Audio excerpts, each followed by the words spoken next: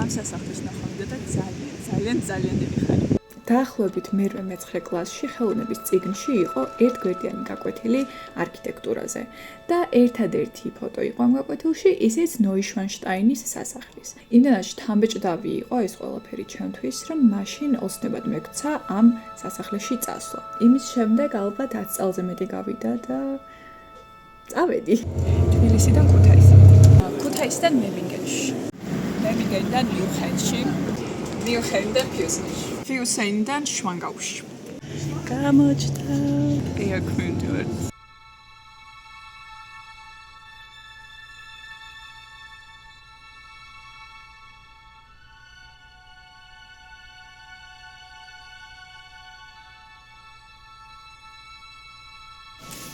აგარი ხა წესით მაგეთ უნდა მივდიოდა ეს კი არა და ციგეთ ცენტრში ვეძებთ. პირველი შთაბეჭდილება ავტობუსთან რომ დავინახეთ იყო ის, რომ არც ისე მაღლა მთაზეა, როგორც წარმომედგინა. ანუ ფოტოებში ჩანს რაღაცა მთებშია ჩაფული.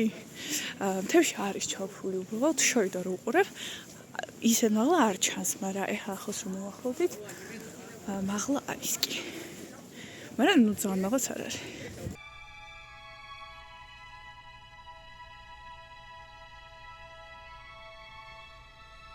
გამოვედით ერთ-ერთ ყველაზე ცნობილ გადასახედ ადგილას ხიდია და აქედან უნდა დავინახოთ სასახლე. ძალიან მაგარი ხიდია.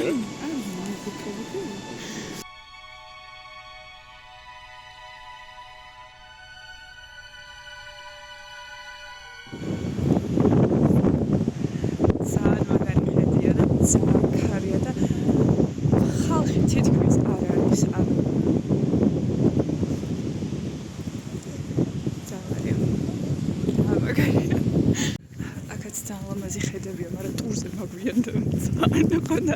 ეხლა მივდივარ.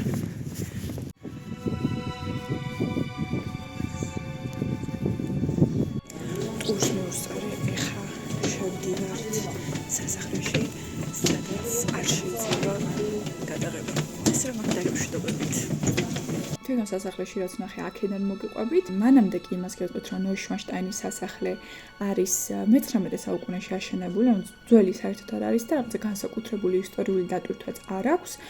უბრალოდ ის ადგილმდებარეობა, ექსტერიერი და ინტერიერი იმდენად შთამბეჭდავია, რომ იზიდავს ძალიან ბევრ მნახველს. ამ სასახლის იდეის ავტორი იყო ლუდვიგ მეორე, ბავარიის მეფე, რომელიც შუა საუკუნეების პერიოდის რომანტიზირებას ახდენდა და უნდოდა რომ ისე ეცხოვრა, როგორც იმდროინდელ რაინდებს და მეფეებს. მაგიტომ ააშენა ესეთი სტილის სასახლე. სასახლის თვალიერება შეიძლება მხოლოდ ტურის საშუალებით, რომელიც დაახლოებით 40 წუთი გრძელდება, წინასწარ უნდა იყიდო ბილეთი და ჩემ ბილეთზე რო ეწერა რომ 14:05-ზე იწყებოდა, ზუსტად 14:05-ზე დაიწყეს ჩვენი აი ამ დროის ხალხის შეშვება. რა ხდება თვითონ სასახლეში?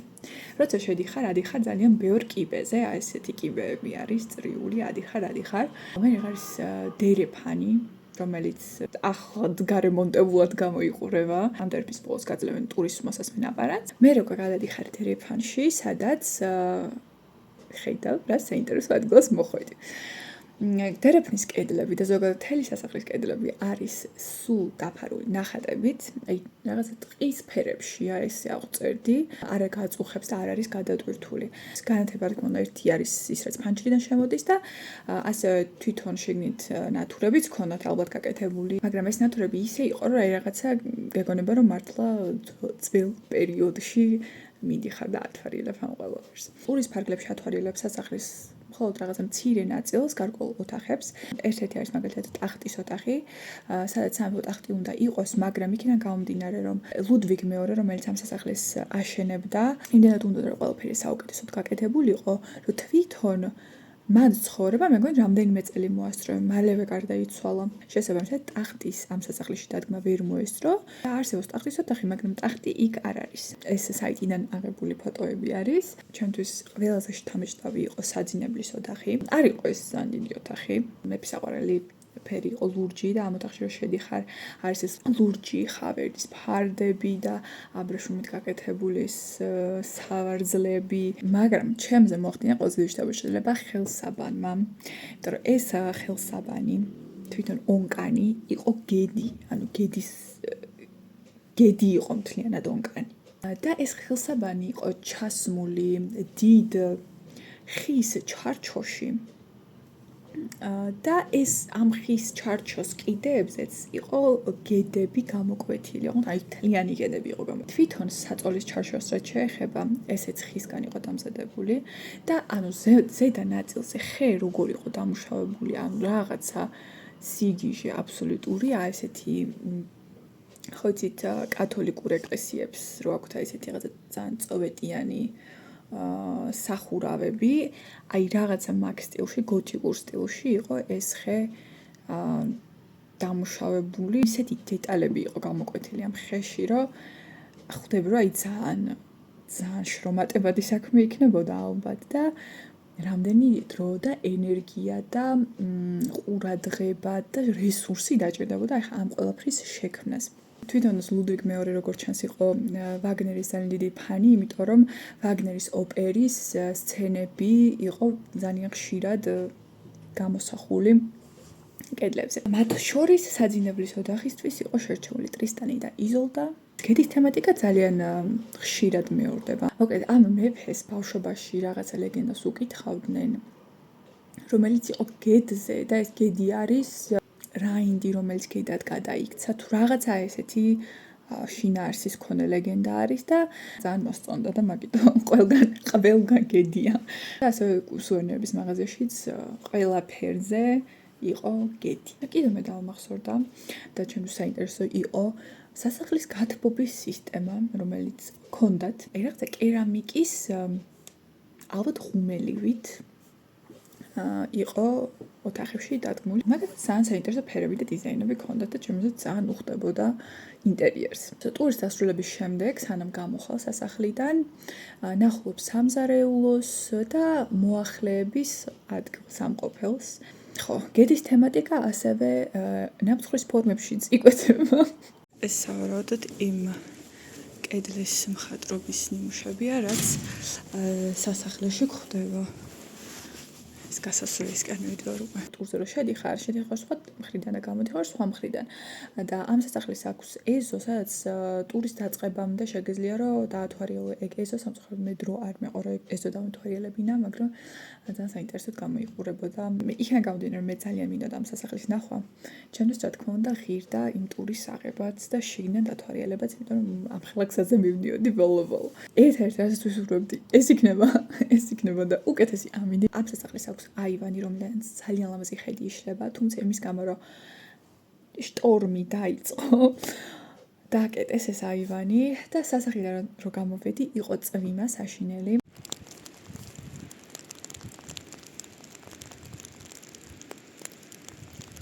მოკლედ ეს სასახლე მინდოდა რომ სხვა კუთხიდანაც მენახა, იმიტომ რომ ეგ გადასახედივით არის.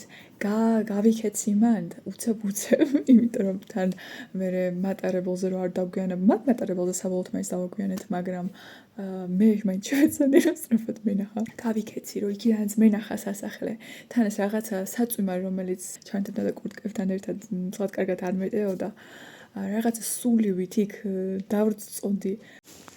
ძალიან ლამაზი გზა არის სასახლემდე მოსასვლელი. საყვარელი სასახლეა შიგნიდან, ახლა წოიბსა მოგვიანდება. კიდევ კაი რომ ჩამოსვლა მოვასწარით, იმიტომ რომ მერე დაიწყო თოვლი და თოლმა დადო. ესე გამოვიდა რომ 3 მინჩი ვნახეთ სასახლე, იმიტომ რომ ხა